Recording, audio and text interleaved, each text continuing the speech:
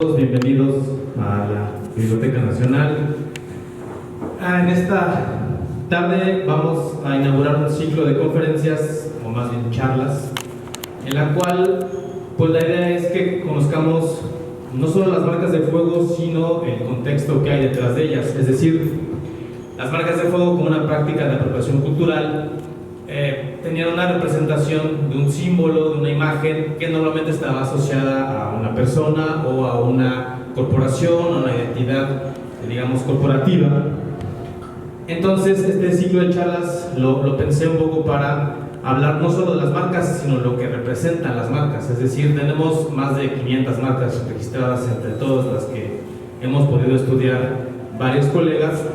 Y entonces, pues muchas veces el conocimiento que uno pueda tener de ciertas órdenes religiosas es muy limitado. Entonces la idea de este ciclo es que conozcamos un poco más la otra parte de las marcas de fuego, es decir, la identidad religiosa, los símbolos, ¿no? las diferencias que hay entre algunas órdenes religiosas.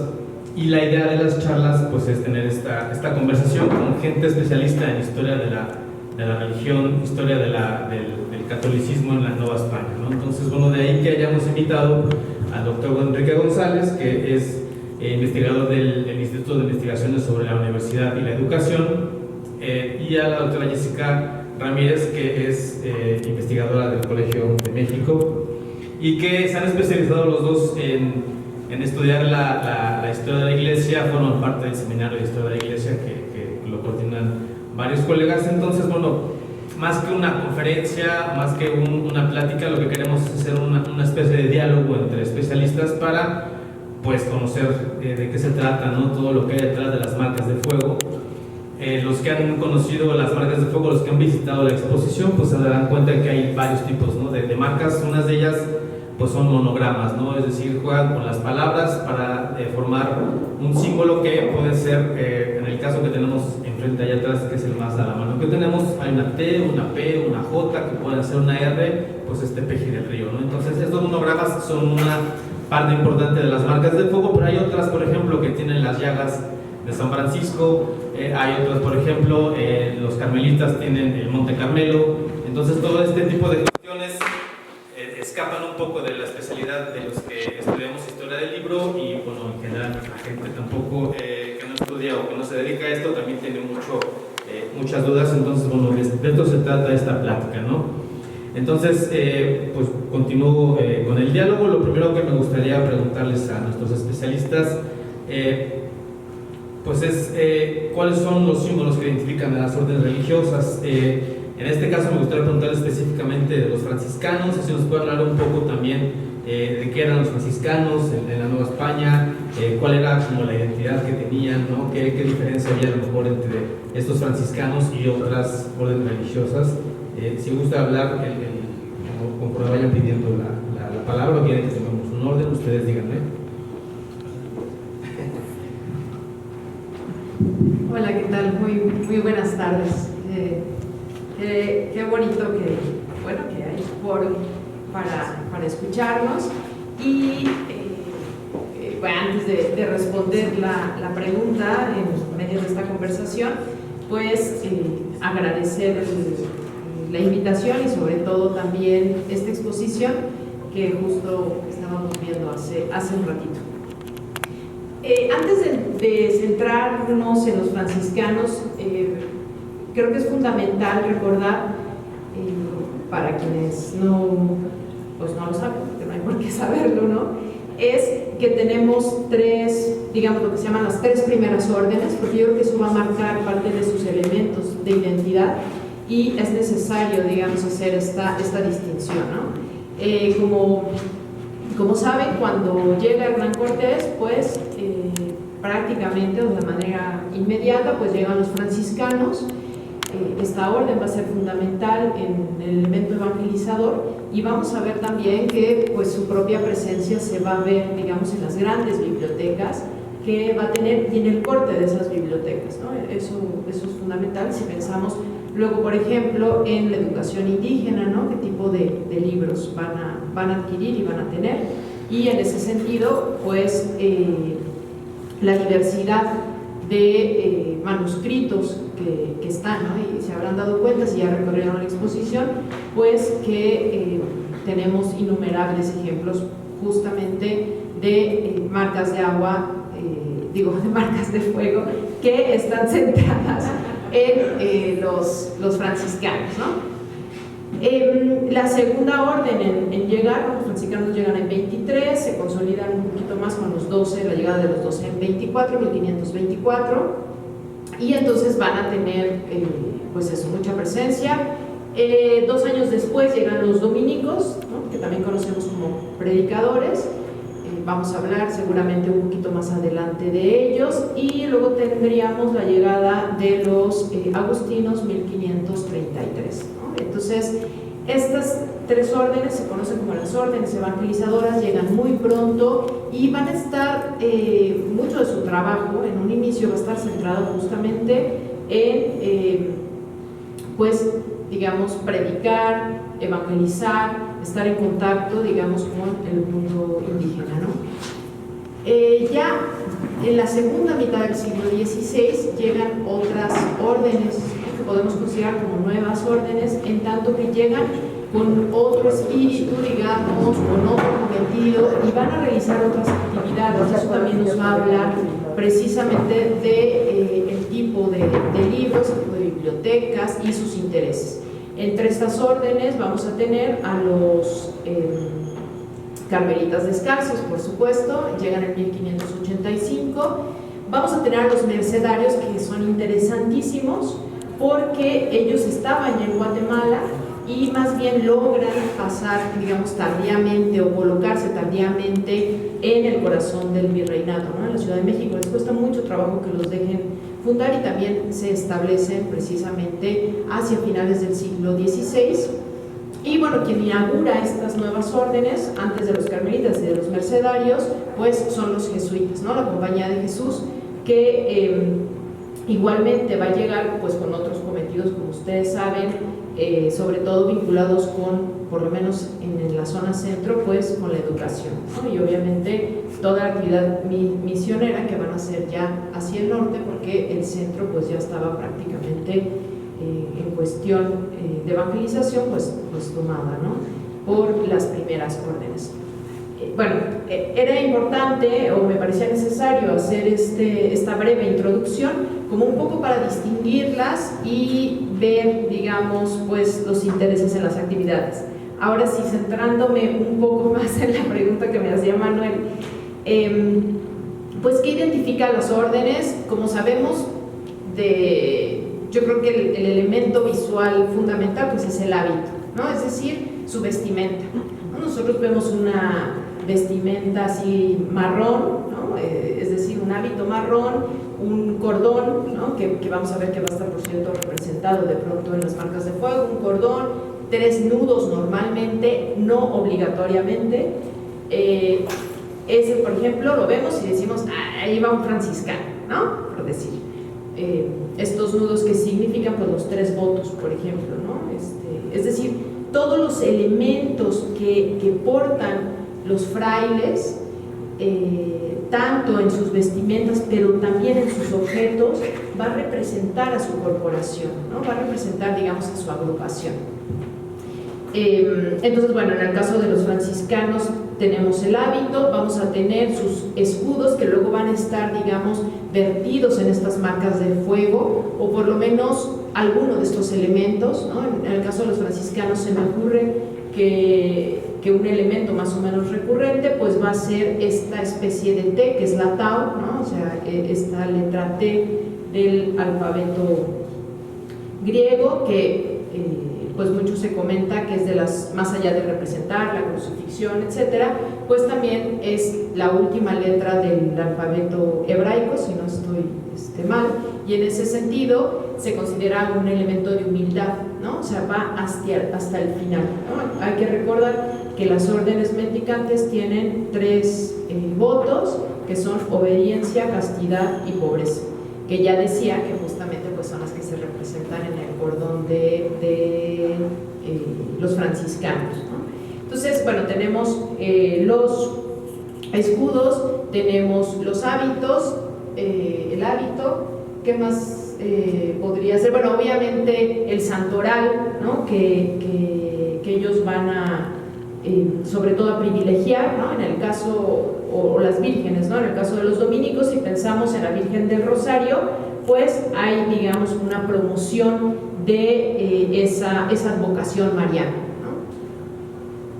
Bueno, pues creo que por ahí más o menos nos vamos quedando y... Sí, muchas gracias. Doctor González, ¿quiere añadir algo a la pregunta? Yo quisiera irme un poquito por las ramas, por lo pronto muchas gracias por la invitación y muchas gracias a los asistentes. También quisiera señalar que ya que se hizo el esfuerzo de preparar esta excelente exposición, ya me había dado una escapadita verla, creo que sería muy importante hacer un catálogo, tanto virtual como impreso, porque ya sería con índices y todo eso, ya sería una forma de guiar por todo este laberinto de los marcas de fuego. Yo me he preguntado, y como no tengo información precisa, no sé de dónde vinieron esas marcas. Cuando estuve en Sutro pude darme cuenta que los libros franciscanos tenían por lo menos 3 marcas distintas, y de algún modo pude darme cuenta la edad de cada una comparando unos con otros. Pero finalmente a mí lo que me llama la atención de la marca de fuego es una forma singular de responder al problema de que los libros son un objeto valioso y que cómo retenerlos, y cuando no se retienen, cómo podemos rastrear sus viajes, ¿no? Yo me estaba acordando ahora que venía para acá precisamente de que cuando era niño de primaria, o sea, ya en la de Pleistoceno, poníamos en nuestros libros el nombre y una leyenda. Todos éramos del Michoacán profundo, muchas clases de catecismo y todo eso, y decía: si este libro se perdiere, como suele suceder, le pido al que se lo encuentre que lo quiera revolver, y si es de largas uñas y de corto entendimiento, le ruego que repase el 7º mandamiento. Entonces, pues, me gustaría encontrar todavía algún libro con toda esa leyenda, pero nos molestábamos en ponerla allí. Luego, pues, los que andamos rastreando libros viejos o más o menos viejos, pues nos da curiosidad el ex libris, las cosas más. Entonces, pues en la Edad Media y en parte del Renacimiento, la forma de sujetar a libros que estaban puestos al servicio público era encadenarlos. Había hasta versos: yo que soy libre, pues el libro, me tienen en cadenas, ¿no? Entonces, en que, no sé si en Nueva España llegaron a amarrar libros, sería interesante averiguarlo y eventualmente saberlo. Y pues distintas marcas, por un lado el propietario privado, que a veces tenían el letrero que me gusta mucho, y sus amigos, ¿no? Aunque claro, algunos amigos aprovechaban esa copropiedad para quedarse con el ejemplar, pero esta idea de que el libro no era algo privado, pero que tenía una forma de propietario. Entonces, ¿dónde andan esos libros? Hay formas de encontrarlos. Hay una doctora de la Complutense que reconstruyó con los catálogos de compra de la época de Cisneros, la biblioteca original de la universidad, no solo los que ahora se conservan todavía en la biblioteca Vallecilla, que es la el fondo antiguo de la Complutense, sino anduvo buscando la marca por buena parte de Europa y reconstruyó virtualmente esa biblioteca de 1516, y no solo virtualmente, sino hasta físicamente en una gran cantidad de casos. Entonces, ¿qué significa la marca de fuego? Y cuando empezó, es una tarea que nos deben aquí los colegas y que tanto se difundió. Yo creo que solo lo he visto en Nueva España, pero puede ser que las cosas no existen cuando no se han estudiado. Pero yo creo que también tenían un lado plástico, simbólico, que es la autorrepresentación. ¿Cómo se autorrepresenta una orden religiosa, ¿no? O una institución a través de un logotipo? Y esa autorrepresentación es lo que hace bonito lo que tú decías, Jessica, de el cordón franciscano, los mundos u otros elementos. Pero hay algo, quien escogió esa marca de fuego estaba autorrepresentándose como miembro de un colectivo. Entonces, ¿qué autorrepresentación hay detrás de cada marca de fuego? Pues es algo que da mucho, que tiene mucha tela de donde cortar. Sí, efectivamente, y esta última parte es la que da origen a las charlas, ¿no? Es muy interesante esta autorrepresentación, qué elemento utiliza no solo una orden, sino un colegio, un convento, y qué la diferencia de otros. El estudio de las marcas de fuego efectivamente pues tiene, digamos, algunos años ya haciéndose, no hemos avanzado tanto como quisiéramos. La verdad es que son muchos los libros, y esta marca de fuego nos ha permitido a algunos investigadores hacer reconstrucciones de bibliotecas como la que menciona el doctor.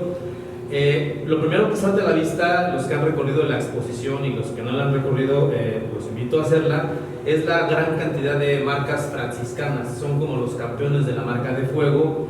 No sé si esto tenga algo que ver con las llagas, los libros también como de alguna forma libros con llagas, o hay algún tipo de imitación ahí o de identidad en la cual los franciscanos pues marcaron con mucha mayor intensidad sus libros.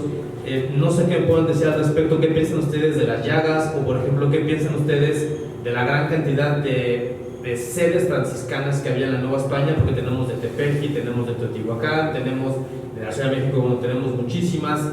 Los propios franciscanos tenían distintos tipos de conventos y de colegios. ¿Qué nos puedan hablar de esto y las llagas en general? Pues, ¿qué es lo que representan? ¿Qué hay ahí atrás de esta identidad franciscana que notamos claramente cómo tenían mucha mayor intensidad de sus libros?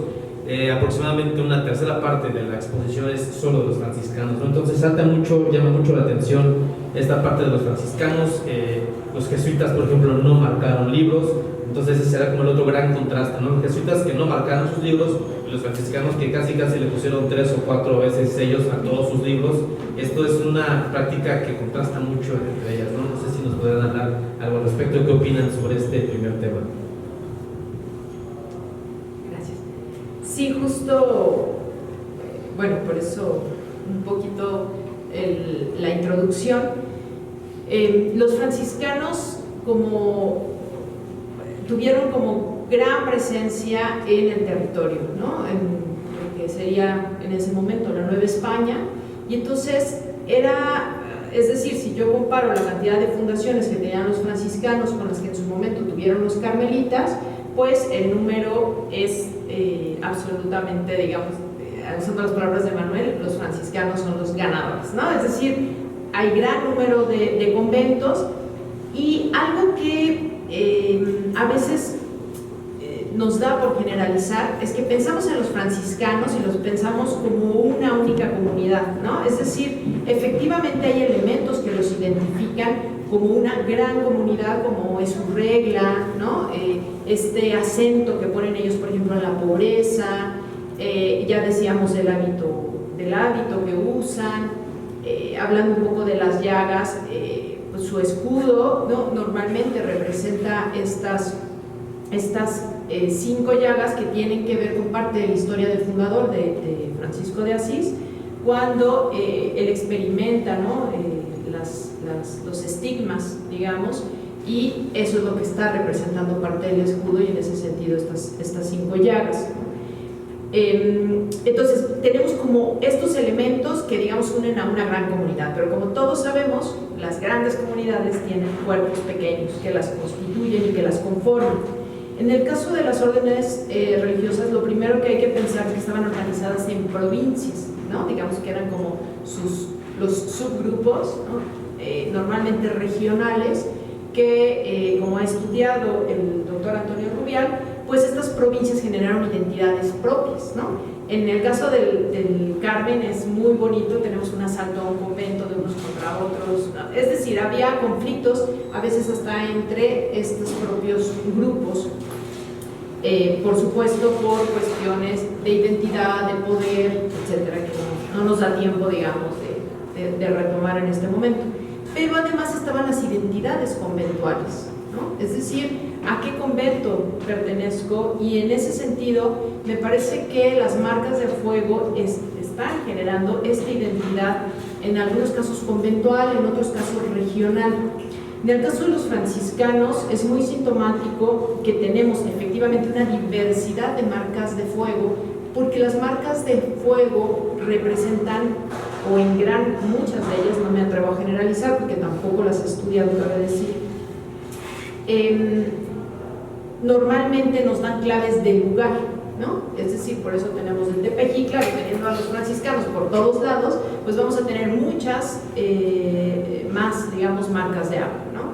En el caso de los carmelitas descalzos, por ejemplo, pues ellos tuvieron en torno a 16 fundaciones, entonces más o menos son las marcas de agua que vamos a tener, ¿no? Entonces, hace rato presentabas una, hace un momento, ¿no? La de, por ejemplo, esta, ¿no? De O, la primera y la última letra, desierto, ¿no? Y entonces lo que están haciendo es tomando unos elementos de su escudo, que es efectivamente el Monte Carmelo, la corona, la cruz, ¿no? Arriba el Monte Carmelo, y la estrella que vemos en la parte de abajo, que es parte también del escudo carmelitano, y donde está la D y donde está la O tendríamos las otras 2 estrellas que son parte de su escudo, y donde cambian por los elementos que nos precisan en qué biblioteca estaba este texto, ¿no? Y así podríamos hacerlo con algunas otras marcas de agua. Ahora bien, yo les comentaba, nada más para ir cerrando esta pregunta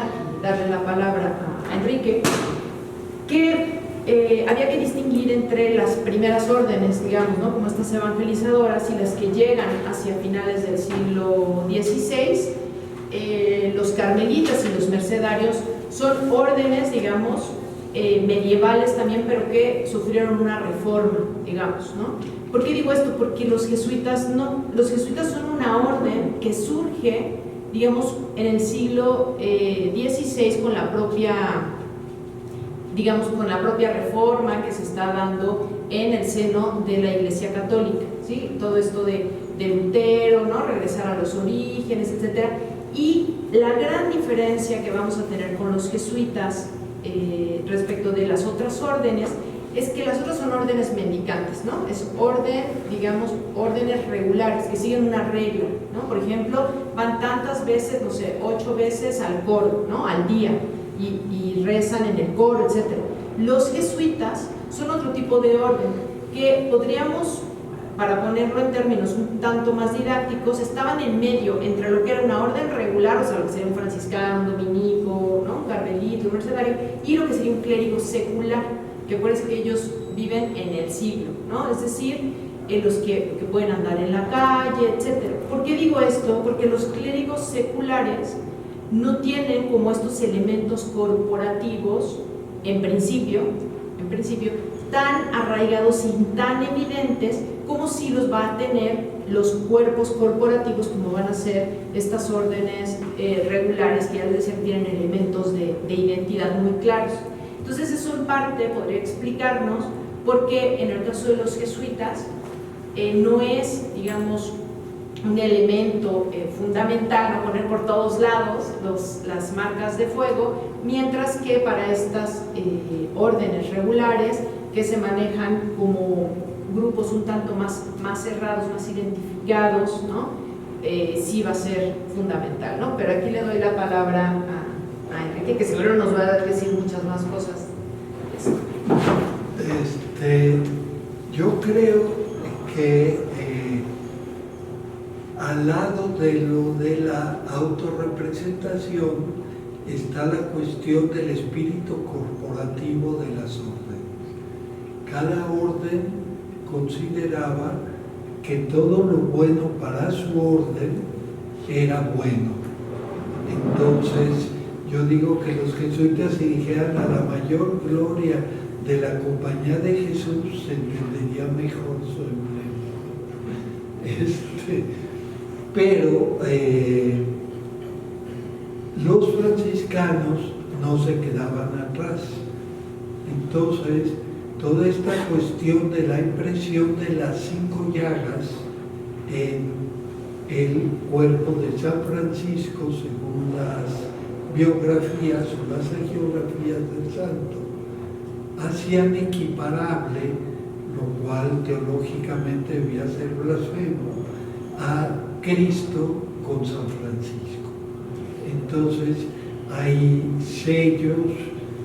Yo una vez vi un texto del siglo XVIII donde se comparaba directa y bárbaramente a San Francisco con Cristo. Entonces poner las 5 llagas es estar diciendo, esta es la orden más cristiana de todas, aunque esté el nombre en los jesuitas de Compañía de Jesús.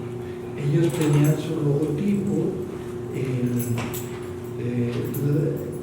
las letras abreviadas de Jesús y el resplandor. Entonces, tal vez por eso no lo ponían en los libros, o en qué medida se querían distinguir de las otras órdenes. Eso cuando perfectamente lo pudieran haber hecho, o que quizás tenían más controladas sus bibliotecas en cuanto al préstamo y tal vez no sentían necesidad de agregar ese elemento. Muchas gracias. Sí, es muy notorio. Efectivamente, la práctica del marcar con, digamos, fuego, la palabra es un poco imprecisa, porque en realidad era a través de un hierro incandescente, y entonces, digamos, no había exactamente fuego, pero la práctica de marcar los libros sí es muy notorio, como los jesuitas no, y los franciscanos todos. Entonces, bueno, es una posible explicación. Muchas gracias. Me gustaría ahora preguntarles cuestiones mucho más específicas de lo que yo sé que son sus temas de estudio, y de lo que seguramente nos pueden iluminar muchísimo ustedes. Entonces, a Jessica me gustaría preguntarle en relación con los carmelitas, es decir, ¿qué es el Monte Carmelo? Esto que nos hablaste, me gustaría, aquí tenemos también la de San Sebastián. Entonces, que nos hables un poquito de esta orden, cuál era como su peculiaridad, de qué se trataba, por qué estaban en Nueva España, qué es esto del Monte Carmelo, sus símbolos, porque los vemos muy claros en las marcas de fuego, ¿no? Por ejemplo, aquí vemos la de San Sebastián, aquí vemos la del Desierto de los Leones. Entonces son muy parecidas. En realidad lo que cambia es justo lo que dijo Jessica, el lugar en donde estaba esta biblioteca.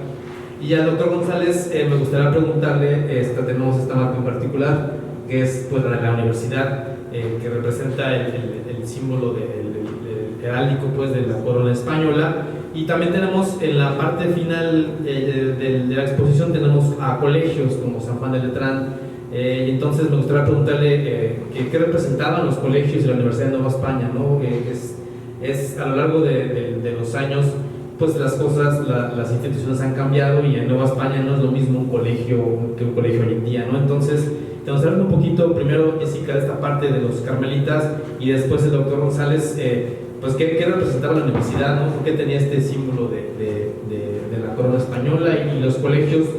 ¿Por qué tenía bibliotecas también? ¿O por qué representaba, ¿no? un colegio en la Nueva España? Sí. Bueno, ya comentaba que los carmelitas llegan ya digamos hacia finales del siglo XVI. Se supone que ellos en realidad estaban de paso aquí en la Ciudad de México, y en realidad era para prepararse para irse a hacer misiones a Filipinas. Estando aquí, pues se ve una oportunidad, digamos, en realidad la contraparte del clero, hablábamos de estas diferencias entre el clero regular, ¿no? Que siguen una regla, que se llaman los frailes, y el clero secular, que vive en el siglo, ¿no? Que conocemos más como con esta idea de párroco, ¿no? Tenían mucho poder, digamos, estas primeras órdenes. Entonces cuando llegan los carmelitas, pues el arzobispo los ve como una oportunidad, digamos, de contrarrestar a estas primeras órdenes, de contrarrestar el poder, ¿no? que ejercían, digamos, y entonces los invita a quedarse aquí en la Nueva España.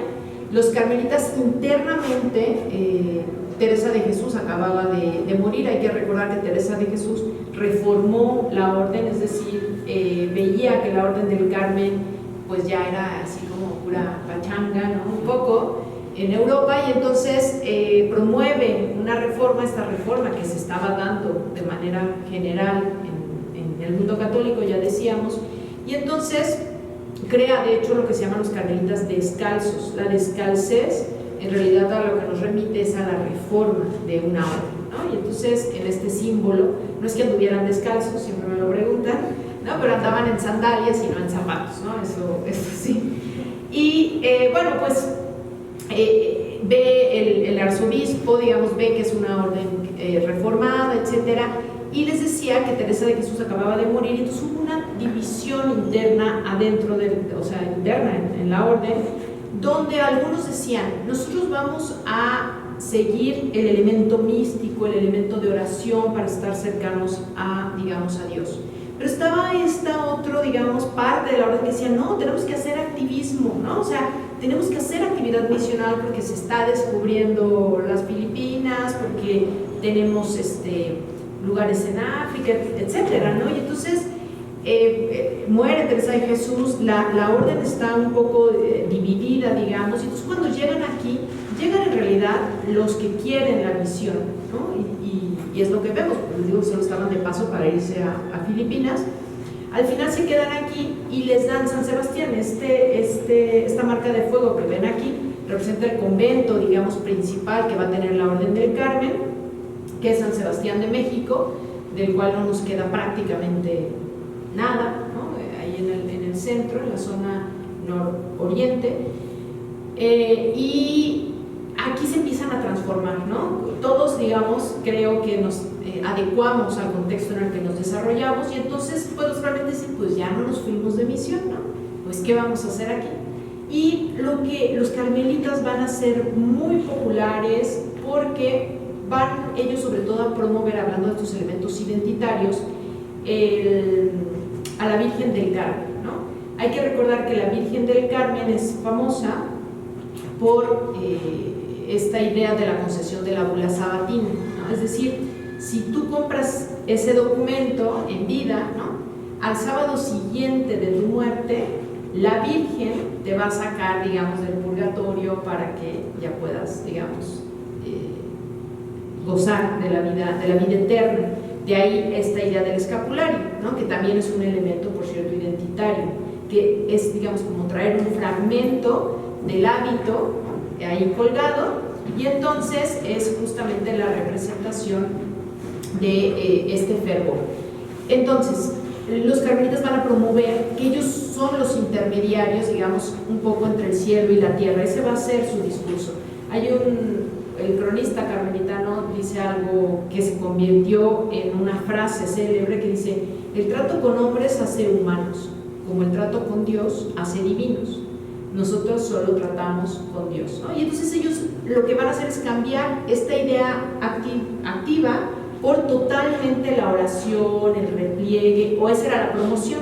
Por eso son los únicos que tienen un desierto, o sea, que terminan, digamos, de consolidar un desierto donde solo se dedican a orar, y ellos dicen que desde ese desierto evangelizan, porque ellos evangelizan pidiendo por la conversión. Si se dan cuenta, ellos también dicen que están haciendo evangelización. Entonces, sus dos actividades fundamentales, un poco para aterrizar y cerrar y dar el micrófono, es que ellos van, por un lado, a decir que van a ser los intermediarios, y eso es fundamental en época novohispana, porque la gente va a fundar capellanías en su favor. Van a ser de las órdenes más ricas de la Nueva España, porque la gente va a dejar, digamos, dinero para que se recen misas, ¿no? por el alma, digamos, y pasar menos tiempo en el purgatorio, y ellos se van a promocionar como los más cercanos a Dios, por esto que les digo, por este elemento, digamos, de oración, de repliegue hacia la vida ascética. En la vida ascética, exactamente. Y el otro elemento es que ellos no van a tratar, digamos, con indígenas, sino que se van a dedicar a estar cercanos sobre todo a los peninsulares, poco menos a los criollos, eso va a ser más adelante, pero sobre todo en un primer momento solo se van a dedicar a cuidar el alma, digamos, de los peninsulares, lo cual los va a colocar en un estatus muy específico. Y bueno, pues tenemos relatos maravillosos de cómo virreyes, ¿no? Digamos, las altas jerarquías, ¿no? novohispanas, pues visitaban su desierto. Entonces, bueno, ahí el repliegue era pues, como un poco sí, pero ¿no? Si tenemos visitantes importantes, pues de la huerta vamos a sacar nuestras mejores jaleas para recibirlos, ¿no? Entonces, pero van a tener, digamos, este espíritu, y entonces van a tener pocas fundaciones, pero muy consolidadas y con mucha presencia, sobre todo los carmelitas van a estar en los puntos urbanos de gran crecimiento, ¿no? No los vamos a encontrar en Tepeji del Río, por ejemplo, ¿no? Cosa que pues ahí encontraremos a los franciscanos con otra espiritualidad y con otras, digamos, fines y objetivos, etc. Sería interesante saber en qué momento los colegios y la universidad se incorporaron a la moda de las marcas de fuego. Hasta hace poco se creía que el emblema este emblema correspondía al colegio de San Ildefonso o a los colegios jesuitas. Entiendo que es Manuel el que refutó esta hipótesis, me parece que con mucha razón, y de que en realidad era la marca de fuego de la Real Universidad. Hay que señalar que los colegios tenían casi desde su fundación biblioteca. Era parte de la dote que les daba su fundador. Santos, en su testamento, para dejar todos sus bienes al colegio que él había querido fundar, dice: ya lo he dotado de una buena biblioteca. De hecho, creo que parte de la biblioteca, esta que él dotó, perteneció a esta figura que luego fue muy valorada, don Juan González. Parece que él heredó al colegio su biblioteca. Entonces, el colegio nace en 1573 y ya tiene su biblioteca. En cambio, la universidad nace muy pobre porque, aunque era regia, el rey era medio codo y siempre estaba ocupando el dinero, sobre todo en guerras. Hay que decir que de los 30 y tantos años que Felipe II fue rey, solo en 2 no hubo una guerra. Entonces el rey lo que quería era dinero y no andar haciendo donativos, excepto para sus palacios reales, estilo del Escorial, ¿verdad? Entonces, la universidad no tenía ni casa propia, menos iba a tener biblioteca, y cuando la dota el rey un poco mejor a finales del siglo XVI, pues le da para cátedras, le dispensa la deuda enorme que tenía por la casa que construyó a crédito, y pues no tiene biblioteca. En cambio, tanto las órdenes religiosas, en este sentido incluidos los jesuitas, tienen un gran interés en los libros para, en principio, para la formación de su personal y después para la formación de otros lectores. Entonces, esto es un fenómeno europeo. La Universidad de París, según pude comprobar, solo tuvo biblioteca a partir de la expulsión de los jesuitas. Entonces el rey le dio un pedazo del colegio principal de los jesuitas, y por primera vez la Universidad de París tuvo un edificio propio, aunque fuera solo una parte y una biblioteca propia. Entonces eran los colegios, y cuando la universidad por fin logra tener su biblioteca, habría usado el emblema de, bueno, pues aunque sea codito nuestro rey, vamos a ponerlas muy elegantes, de que somos una universidad regia, y ponen como emblema el escudo real, el escudo de la corona de Castilla y León. Allí está desde muy temprano, es decir, desde el siglo XII o XIII, ya hay 2 castillos y 2 leones, es decir, para decir vale tanto Castilla como León.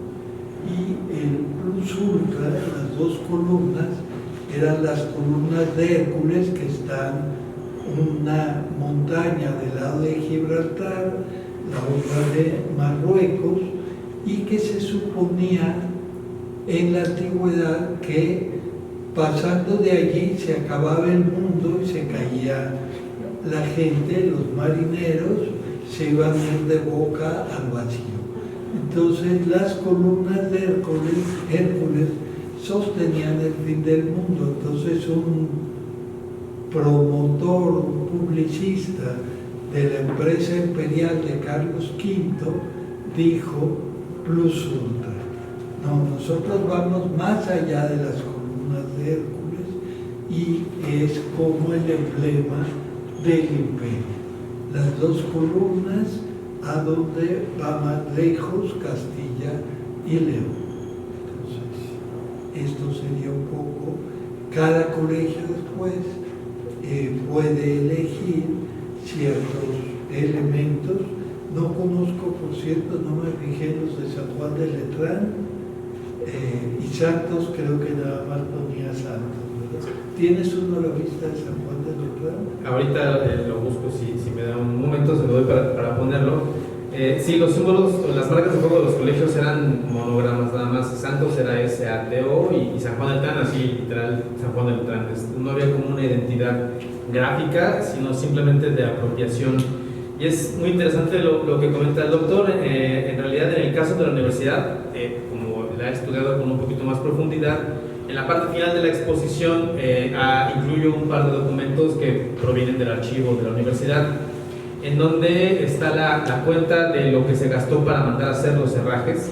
Es decir, tenemos incluso el precio del herraje y del carbón que se usó para marcar los libros exactamente en 1782. Entonces está afortunadamente en el caso de la universidad marcada la fecha en la que se hicieron los libros, se les puso el símbolo, incluso el bibliotecario Andonegui fue el que los hizo, y está, bueno, lo pueden ver en la parte final, está incluso el precio del trapo que usaron para limpiar. Entonces esta parte ya afortunadamente la pudimos documentar con mucho mayor intensidad, ¿no? Entonces eso lo pueden ver en la parte final. También está incluido pues un símil de un herraje que se usaba para marcar los libros, y bueno, incluso el carbón ahí como para que tengan una idea un poco más clara de cómo era este proceso de marcaje en los libros, ¿no? Muchas gracias por sus preguntas. Me gustaría ir a una última ronda de preguntas para después abrir al público a ver si tienen alguna pregunta que quieran hacer específicamente a nuestros invitados. En relación con la siguiente sesión, tenemos invitados también especialistas de otras órdenes, pero me gustaría preguntarle a Jessica sobre los agustinos, que en el caso de la Biblioteca Nacional, que es donde estamos, pues es una orden con cierto arraigo, pues porque la Biblioteca Nacional estuvo físicamente ubicada en el convento de San Agustín, en lo que hoy es el centro histórico, pero la sede de la Nacional de México, la Biblioteca Nacional, por mucho tiempo fue a San Agustín. Entonces siempre hay como que hay una relación, ¿no?, entre la Orden Agustina y la Biblioteca Nacional, y las marcas agustinas también tienen, a semejanza de las carmelitas, los elementos muy marcados de la orden religiosa. En este caso pues es el corazón y la flecha de San Agustín. Me gustaría preguntarle a Jessica qué nos puede comentar sobre estos símbolos de identidad de la orden agustina. Bueno, y después hago otra pregunta, doctor González, si quieres. Y se me acaba de ocurrir algo, pero después, no, en su momento. Aquí tenemos, ¿no?, por ejemplo, la agustina, ¿no? Sí, hablando de estos elementos de identidad, ya comentábamos cómo es en casi todos los casos de las órdenes regulares que hacen estas marcas, están tomando elementos de sus escudos, ¿no? Que usaban en sus estandartes, que usaban en diferentes, digamos, elementos que llegaban a la población, sea su población interna o hacia el exterior. Y en el caso de los agustinos, cabe recordar que uno de sus pues elementos simbólicos fundamentales es el corazón atravesado, ¿no?, que es el que veíamos en la otra, en ese, ¿no? Y este corazón atravesado también, por cierto, otro elemento es el libro, ¿no? Hay que pensar que esta orden está, digamos, vinculada o se le vincula y tiene como padre, vamos a decir, espiritual a San Agustín, ¿no? Toma sus enseñanzas, no es que San Agustín los haya fundado, ni mucho menos. Y entonces hay dos elementos. Uno, cuando aparece el libro, tiene que ver con pues, los textos, digamos, de San Agustín, y entonces lo vamos a ver presente. A veces, de hecho, combinan el corazón con el libro, ¿no? Y el corazón, en general, lo que se comenta es que tiene que ver con una de las frases de San Agustín. No me la sé exactamente, pero es algo así como: Dios, tú nos hiciste, ¿no? Nuestro corazón está inquieto hasta que regrese a ti, ¿no? Y entonces tiene que ver con el fervor, tiene que ver con mucho de lo que en palabras de la época, con el celo, ¿no?, que se tenía justamente, y este amor a Dios. Una de las, así como cada orden va a tener sus elementos promocionales, si lo queremos decir de alguna manera, ya les decía yo que los franciscanos, pues la pobreza, ¿no?, en muchos sentidos así ellos mismos se representan, se dejan ver. En el caso de los agustinos, todos sus emblemas y muchas de sus frases van a estar vinculadas con esta idea del amor, ¿no? Y entonces ahí tenemos, bueno, el corazón, este fervor y este corazón inquieto que no puede estar, digamos, en paz hasta que regrese a su creador, que en este sentido, pues, sería regresar a Dios, ¿no? Y entonces por eso lo vemos con la flecha, ¿no? Acuérdense también, más allá del fervor, tiene que ver con la pasión y tiene que ver con, ¿cómo se llama? Esta palabra, ¿qué quiero decir? Siempre me acuerdo mucho con Teresa de Jesús, con esta gran obra de Bernini, donde está ella atravesada, que es una flecha. Transverberación, gracias, ¿no? Y que tiene justamente que ver con esta relación, este vínculo hacia el creador, ¿no? Y entonces lo que vemos en general con los agustinos. Bien, antes de la pregunta de Manuel, y a lo mejor ya en vez de se me está ocurriendo que así como el tema del corazón es central en San Agustín, si a San Francisco Dios le había impreso las 5 llagas, pues a San Agustín le perforó el corazón con una flecha. Entonces capaz que esta transverberación que luego tomará Santa Teresa tiene que ver con el corazón flechado por Dios, más San Agustín, que llevó esa vida tan disoluta hasta que se siente atrapado por Dios. Entonces sería interesante rastrear por allí en qué medida lo del corazón tenga que ver con la competencia con los franciscanos. Y entonces habrá que ver los pobres dominicos con qué salían. Y la cosa que se me ocurrió es, ¿y qué tal si las marcas de fuego son un invento posterior a la expulsión de los jesuitas? Entonces ya no alcanzarían a entrar en la jugada. De hecho, el de la universidad, digo, aparte de lo tardía de la biblioteca, demuestra que esos primeros libros no estaban marcados. Entonces, igual es una marca barroca de la segunda mitad del siglo XVIII, novohispano. O sea, ya cuando no había jesuitas, porque de otro modo, ¿cómo se iban a quedar ellos atrás? Pero no sé. Muy buena reflexión, doctor. Efectivamente, el proceso para datar las marcas de fuego es muy complejo, porque puedes encontrar un incunable marcado y no te dice mucho en qué época fue, pero en sentido inverso sí, es decir, viendo las fechas extremas, los últimos libros que yo tengo marcados en el caso de la universidad datan de 1810, 11, es decir, ya en el siglo XIX.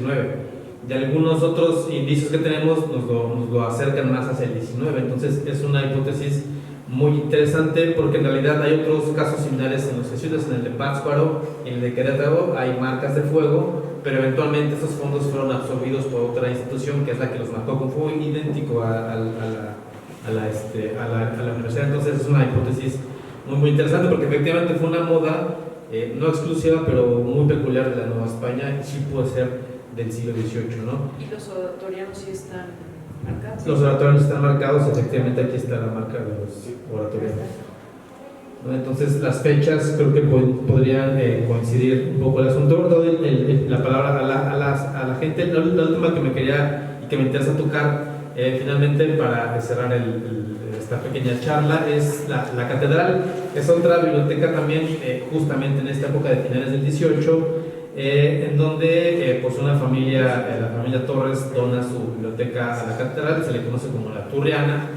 Pero aquí también me gustaría preguntarle al doctor González, la catedral, ¿por qué tendría un interés en tener una biblioteca? La catedral, ¿qué representaba la catedral dentro de todo este mundo que estamos ya conociendo a partir de la charla de las órdenes y del clero secular? Finalmente sería la gran biblioteca del clero secular, y en donde entraron al marcaje. Esta biblioteca se inaugura a los primeros años del siglo XIX. Entonces, ¿qué sería la catedral? ¿Qué función tenía en la Ciudad de México, concretamente en la Nueva España, para tocar un poco este asunto del clero secular, que es el que nos falta un poquito? Sí, yo creo que es una pregunta tan buena como difícil de contestar, porque todas las bibliotecas, todas las catedrales tenían desde muy temprano bibliotecas. En España hay bibliotecas del siglo XI, del siglo XII. Tengo por ahí un libro que se llama Las bibliotecas catedralicias en España, y lo que estudia, yo creí que era el contenido, por eso lo compré, es el espacio físico. Y descubre que cada biblioteca tiene un espacio físico para colocar sus libros. De hecho, hay un antiguo alumno que estaba estudiando la biblioteca de la catedral, luego le perdí el rastro, pero ciertamente Zumárraga deja parte de sus libros a la biblioteca de catedral y está incluso el acta de recepción. De modo que la catedral tenía o debió tener su biblioteca pues ya desde 1548. ¿Y qué pasó entre 1548 y el donativo de los Torres? Una de dos: o los canónigos no se molestaron en comprar libros, o si los compraban y no los hemos estudiado. Lo que les digo a mis alumnos: los archivos están mudos mientras no les hacemos preguntas. Igual, antes de los Torres había algún tipo de biblioteca, no faltaría algún canónigo antes de los Torres que donara sus libros, pero es un mundo por estudiar y que nos lo da de entrada las marcas de fuego. O sea, hay un sentido corporativo de las marcas de fuego que había antes de las marcas de fuego y cuando empezaron. Entonces, pues abre muchos campos para estudiar, para que no digan que la historia de México ya está agotada, hay algo todavía que se puede rastrear de México. Muchas gracias. Muchas gracias. Y para también un poco contestar, complementar el comentario del doctor, efectivamente estamos trabajando en un catálogo de las marcas para ofrecer también al público una explicación un poco más académica de ellas, pero también este elemento de la marca de fuego se convierte en un elemento que permite identificar libros que pertenecieron a un colegio y muchas veces no hay otro elemento para identificarlo. Entonces se trata también de crear un instrumento que le permita no solo a los estudios mexicanos, sino en el mundo. Nuevamente en la parte final de la exposición hay una parte que nos dice la dispersión de estos fondos, de estos libros, y bueno, estas marcas están presentes en bibliotecas patrimoniales de todo el mundo, ¿no? Entonces esto nos va a permitir también identificar las marcas o los libros que están en otro lado, además de la Nacional de México o la antropología, o bueno, en muchos lugares, ¿no? Habrá que ver en Guadalajara. En Guadalajara también hay muchos. De hecho, en Guadalajara está el único hierro que conozco yo original, con el que se marcaron libros en algún convento, no recuerdo en cuál, pero está expuesto en ese herraje original del siglo XVIII. Nuevamente, ¿no? Todo apunta hacia el XVIII, de la segunda mitad del XVIII, ¿no? Entonces, bueno, no sé si alguien tenga alguna pregunta para hacerle a los que, bueno, vamos de izquierda a derecha, o por favor, adelante. Sí, ¿qué tal? Buenas tardes. Pues gracias por compartir sus conocimientos. Muy interesante las interpretaciones, sobre todo. Primero un comentario nada más, un comentario para Manuel. Creo que yo la sede de la Biblioteca Nacional.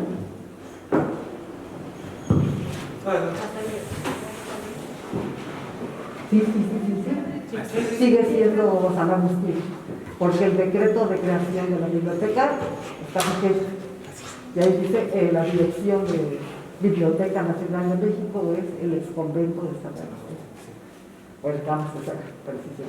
Y segundo, la pregunta, de alguna manera en las marcas de fuego se refleja la vocación de cada orden.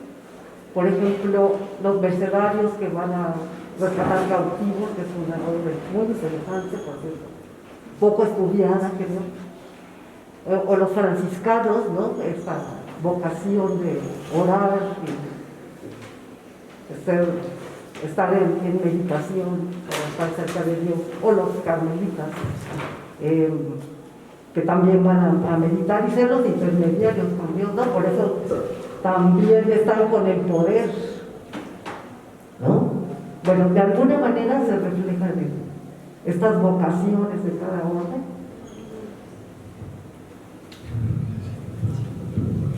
Me atrevo a decir que sí, en la medida en que sus escudos representan su vocación.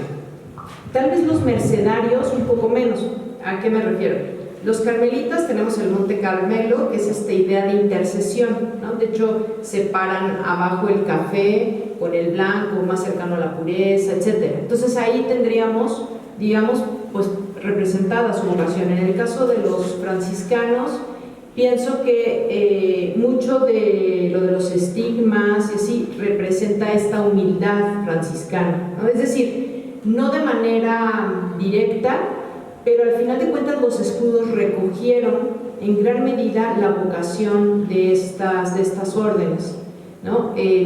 Tal vez no la parte más práctica, y tal vez la excepción sería en todo caso los mercedarios, porque los mercedarios al final ellos, su identidad era tan adscrita a Aragón, ¿no? Que lo que tenemos representado en gran medida es el escudo, aragonés, ¿no? Y entonces por eso las barras y la corona, ¿no? De Aragón así.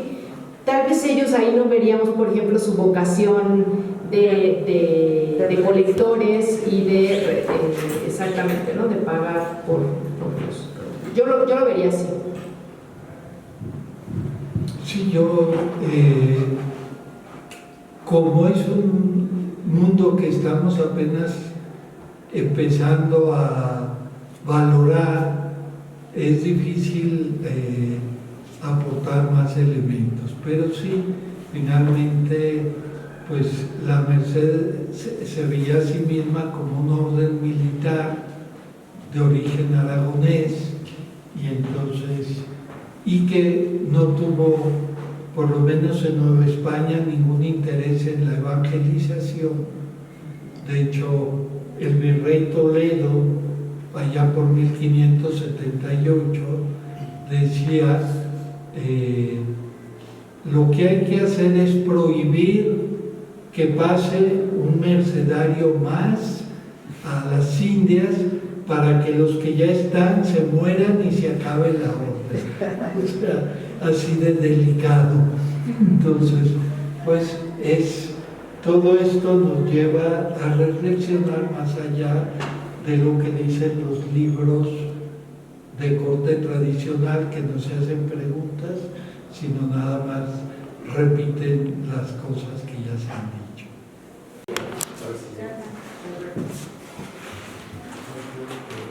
Sí. Bueno, pues muchas gracias. ¿Me escucha?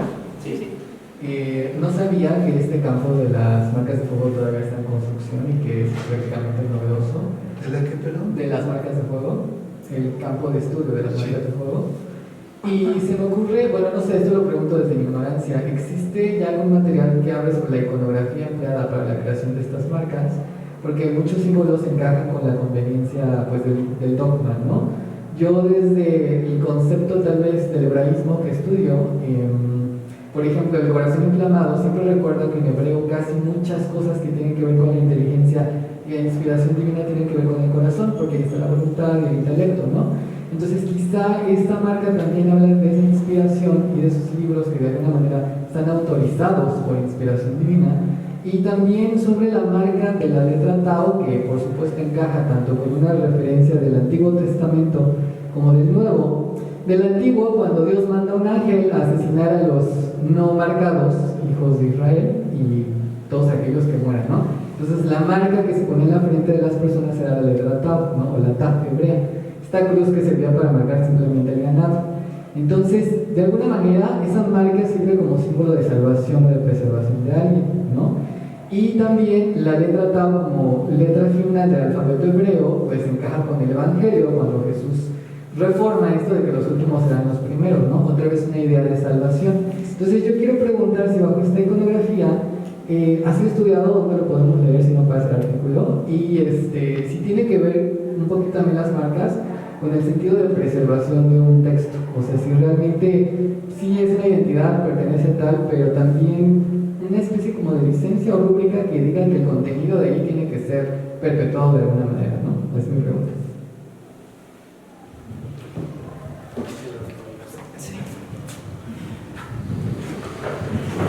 Pues efectivamente las marcas de fuego es un tema que no se ha estudiado mucho. Existe, bueno, el primer gran estudio fue en 1925 de Rafael Sala, que es el catálogo más antiguo y como más acreditado que tenemos, y eventualmente han habido algunos, el de Krause, después en los finales de los 80, principios de los 90, de Salas, perdón, ha habido de Krause, no, por eso de Salas el primero de 25, luego está el de Krause, y luego Lina hizo un esfuerzo un poco en ese sentido de identificar algunas en las bibliotecas, y es todo sobre la...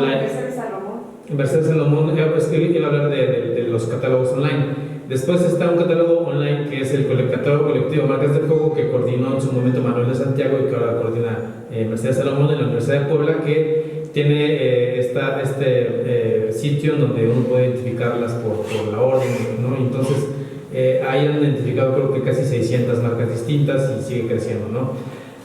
Pero de la identidad o de la iconografía de las marcas no hay nada, y es justo por la razón por la que quería invitar a mis colegas para empezar como a entender un poquito lo que hay detrás de las marcas, ¿no? Cuando les dije que quería invitarlos a estudiar marcas de fuego, fue como de, ay, yo no sé nada de marcas, pero saben muchísimo de los símbolos de la identidad religiosa. Entonces es justo este esfuerzo para comenzar una interacción entre distintos especialistas, ¿no? Y las cosas que han dicho, pues lo bueno que se está grabando, voy a tomar nota de todo lo que han dicho, porque la verdad me hace mucho sentido en la otra parte en la que yo sí estudio, que es la parte, digamos, de la bibliografía, en la historia del libro, de la lectura. Entonces, pues es un campo que está en pleno crecimiento, que tiene muchísimo que dar. Casi cada marca tendrá un estudio específico, y la verdad es que no hay muchos estudios sobre el asunto, ¿no? Es muy complicado estudiarlas justamente porque no hay, en primer lugar, documentación que nos permita entender cuándo, cómo, por qué se hizo, y lo que hay pues son los símbolos que tenemos, ¿no? En donde, bueno, claramente tenemos ahí identidades que están y que hay que estudiar, ¿no? Entonces, bueno, mi desconocimiento de la historia de la religión pues es muchísimo, y por eso me acerco a los que saben del asunto, ¿no? Así que es que estos son Bueno, pues felicidades por la charla, por disipar varias dudas, y claro que los elementos iconográficos va a ser complejo, ¿no? Pero creo que sí, tendrá que ser un grupo de especialistas precisamente por la necesaria, ¿no? Los necesarios conocimientos que deben tenerse. Yo creo, si puedes poner la de la marca de fuego que creíamos que era de los jesuitas, ¿no? Me parece que justamente la exposición merece mucho la pena tener la visita guiada de Manuel, porque es precisamente su línea de investigación.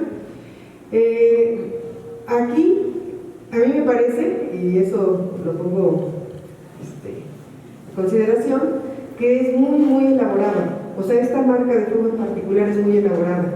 Justamente de los agustinos podemos tener 5 o 7, ¿no? De los franciscanos 12, lo que queramos, ¿no?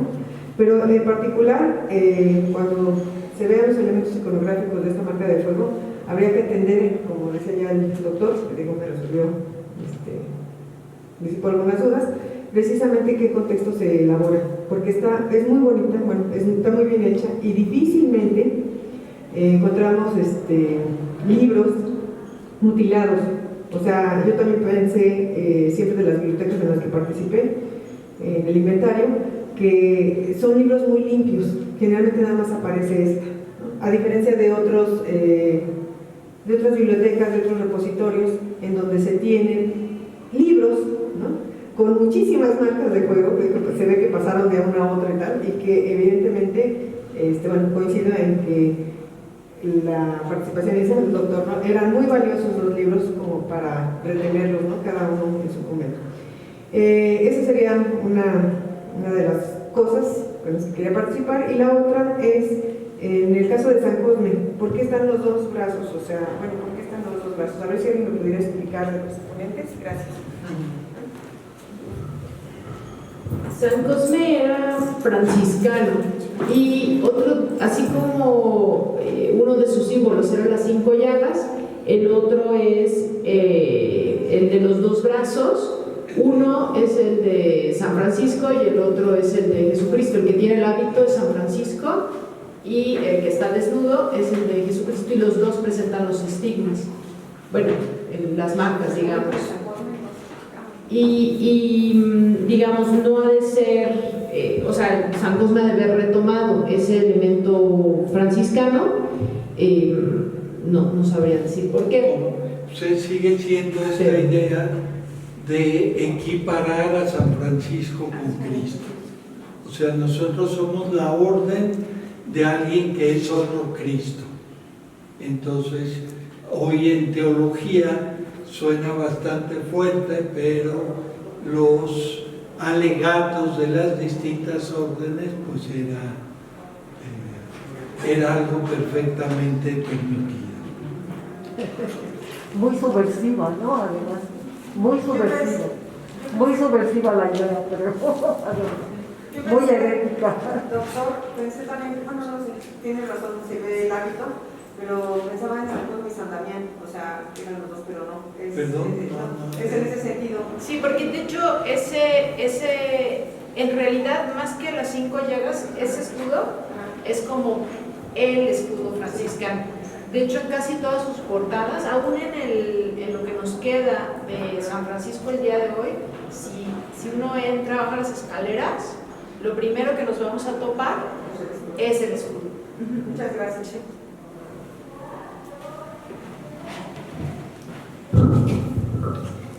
Hola, ¿qué tal? Bueno, pues muchas gracias por la explicación. En realidad me hizo pensar demasiado sobre los aparatos de representación de cada una de las órdenes, ¿no? A partir de diferentes elementos y también parte de ello a partir, pues justo de símbolos, y pensé mucho en fiestas y tal, ¿no? Y pensaba en realidad si se sabe, bueno, yo no conocía este tema, pero si se sabe quién marcaba los libros, quién hacía estas marcas de fuego y también parte de ello si se hacía eso cuando llegaba el libro o en qué momento pasaba ello y también si había alguien como tal que se dedicaba a hacer estas marcas dentro de cada una de las órdenes, es como algo que no logro como precisar yo, entonces no sé si me podrían ayudar. Muchas gracias.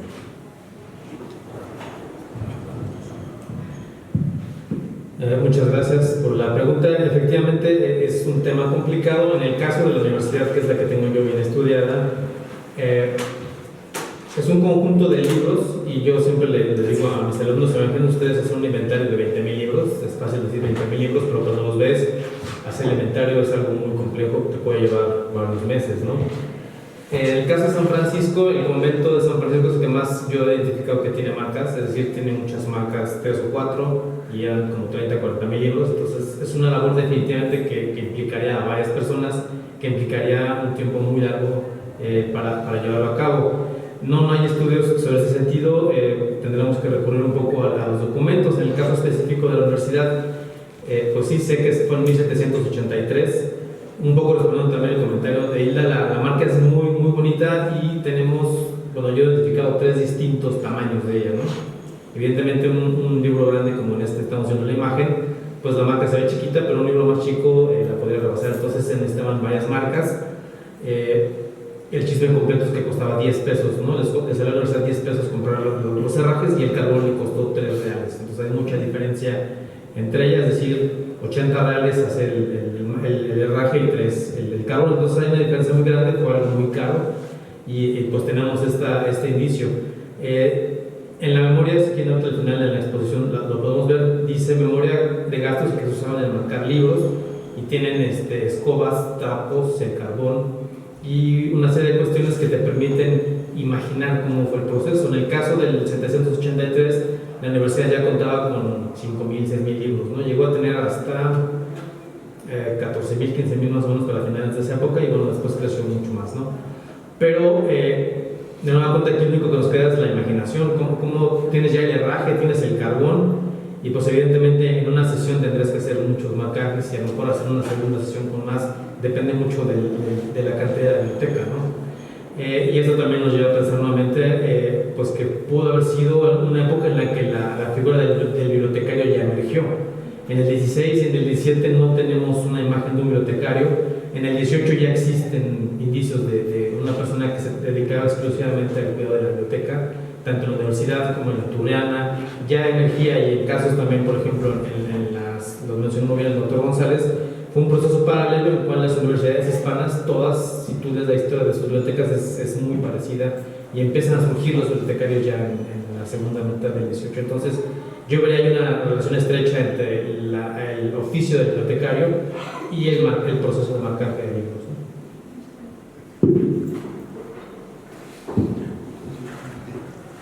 No sé si alguien tiene otra duda, por favor, adelante. Una última pregunta.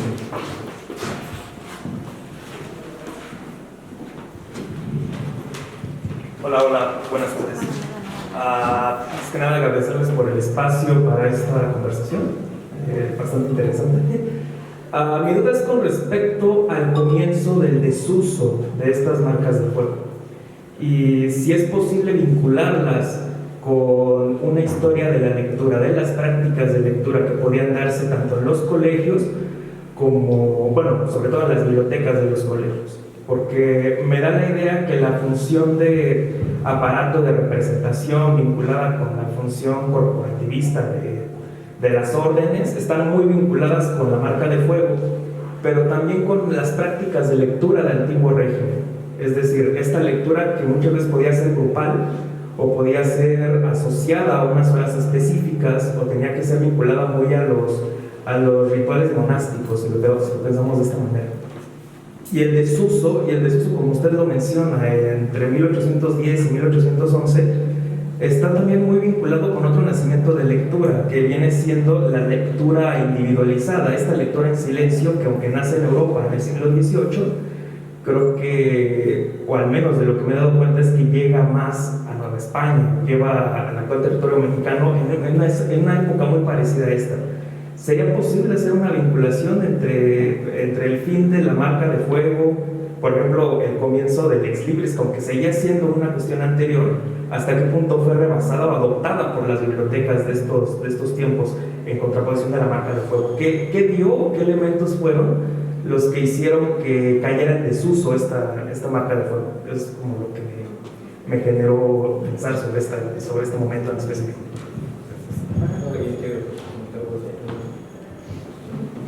Yo creo que la misma independencia cambia totalmente el universo político, aunque se diga que la independencia no empezó hasta la República restaurada. Yo siento que es un punto de vista revisionista con poco fundamento. O sea, el proceso del laicismo se precipitó rápidamente, aunque nadie se declarara ateo. El Congreso, pues cada vez es más un Congreso donde los clérigos no tienen un papel primario, y entonces las bibliotecas conventuales, y más en latín, pues empezarían a ver como vejestorios y había que comprar libros franceses. Entonces ya, no lo sé, pero es un mundo todo por estudiar.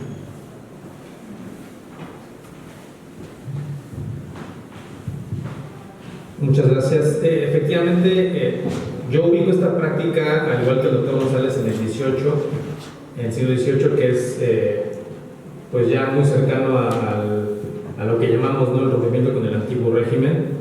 Y sí lo veo como una práctica en la que quizá las marcas de fuego personales, por eso puse esta, porque me parece que es de Andrés Llagesta, que es una práctica, yo coincido contigo, creo que el ex libris como una marca o como una moda de apropiación bibliográfica coincide con la fecha en la que deja de ser la marca de fuego, pero no puedo dar una explicación de por qué entra en desuso. Es decir, todavía creo que hay dos personas que siguen marcando con fuego sus libros hoy en día, que los conoce esta Mercedes Salomón. Entonces, más bien es una moda que dejó de aparecer justamente al inicio de la independencia. Habría que hacer un estudio mucho más profundo para ver cuáles de los libros de cada orden en las fechas extremas es el último que tenemos marcado, ¿no?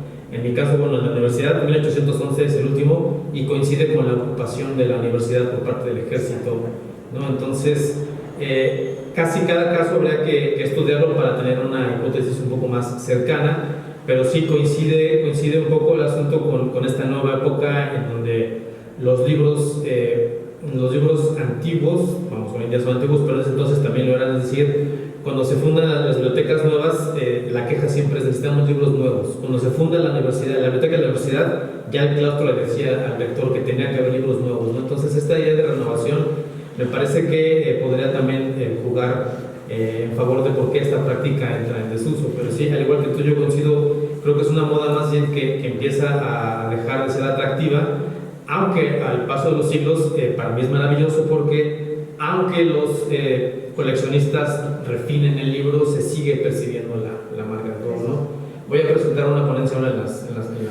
las jornadas, en donde voy a mostrar cómo, a pesar de que los coleccionistas intentaron quitar las marcas de fuego, seguimos teniendo la evidencia de la impronta carbonizada en ellas. Entonces, definitivamente fue una marca que ahora que lo pienso, la hipótesis del doctor González me parece muy acertada, que quizá para evitar su desmembramiento empezaron a marcarlos todos, porque los jesuitas finalmente estaban sufriendo una expulsión y sus bienes en temporalidades quedaron en el olvido. Y después hay una tesis muy interesante de la doctora Marinalli que estudia cómo se desmembraron las bibliotecas. Entonces puede ser un elemento de identidad, pero también puede ser un elemento como de seguridad. Es como la eterna hipótesis que tenemos. Un ex libris, que ya después vienen los de sellos de goma. Exactamente.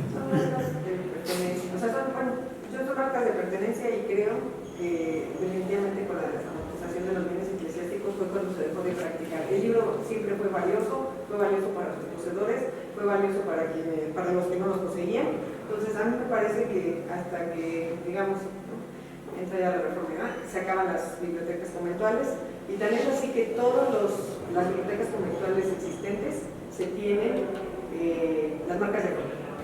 Y bueno, incluso las bibliotecas conventuales que se han inventariado